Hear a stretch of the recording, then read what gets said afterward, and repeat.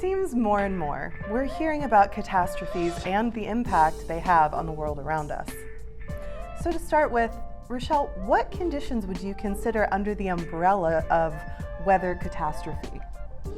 I mean, that could be anything from earthquake, floods, hail, tsunamis, wind, tornadoes. A catastrophe actually means that it's covering an array of certain areas, of acres or counties. With these weather conditions continuing to change, that's got to have an impact on the people who own the properties getting destroyed or projects that are being built. What are some of the greatest challenges that face insurance agents in light of those changing weather conditions?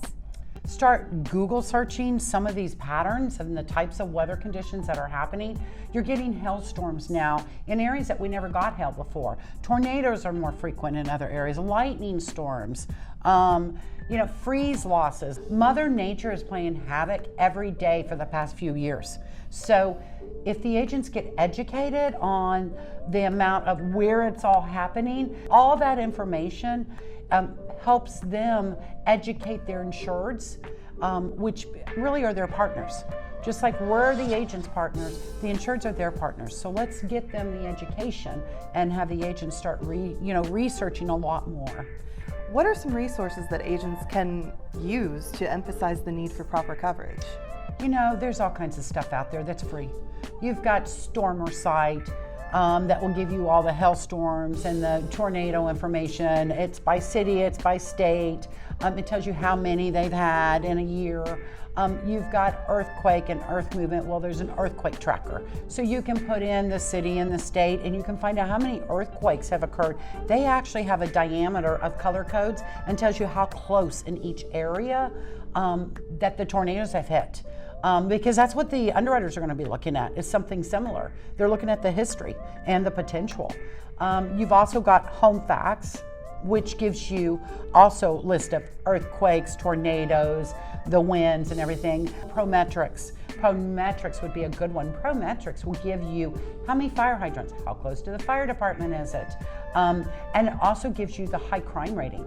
Is it in a high crime rating or not? Is it protected? Is it not protected? It gives you a lot of information on that one. So we know that who's purchasing insurance is changing from just contractors to commercial and residential property owners. Yes, I would say we're probably looking, like at our book, I would say we're getting 50-50.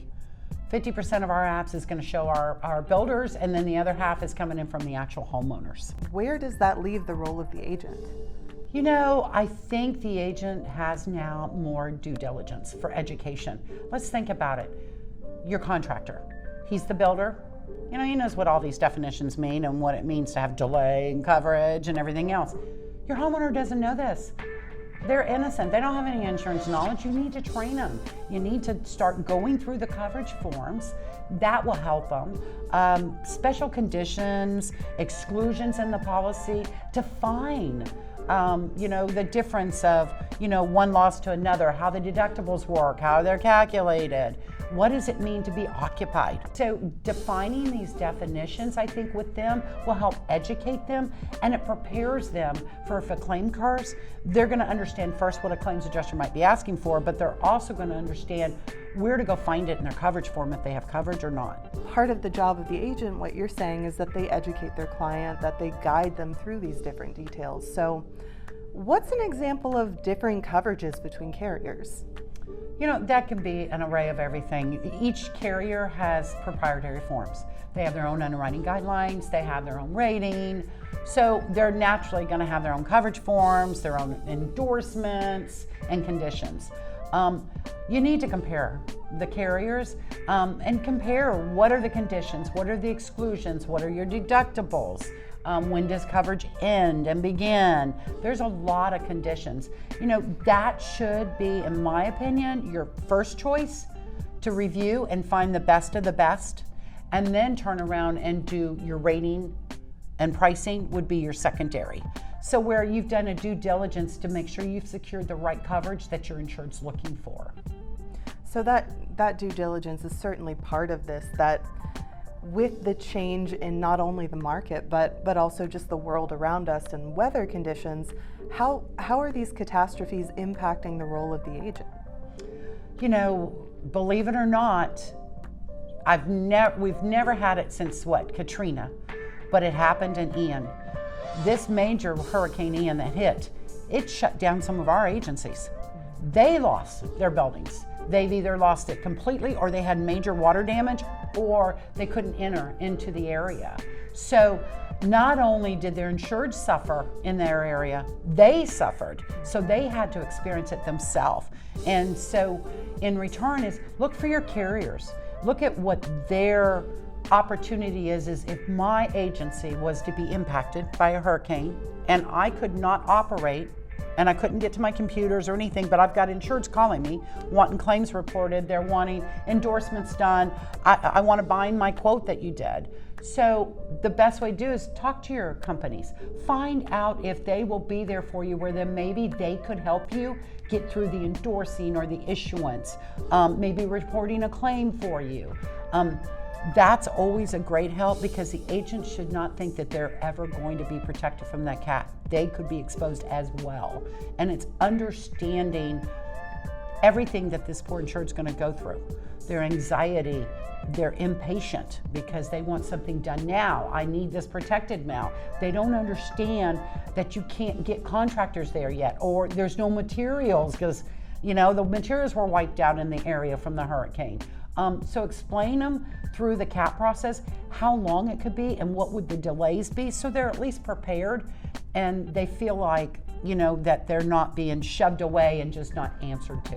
So these policy details that we want to make sure are not only ironed out but agreed upon, there's still some help that the agent really needs to provide the insured to make sure they understand what they're getting. And one of those, I think, is percent deductible. How can an agent help their client navigate those? You know, that's a good one to talk about, especially for our program. We have 2 coverage forms. And the online form is the one for residential and small commercial.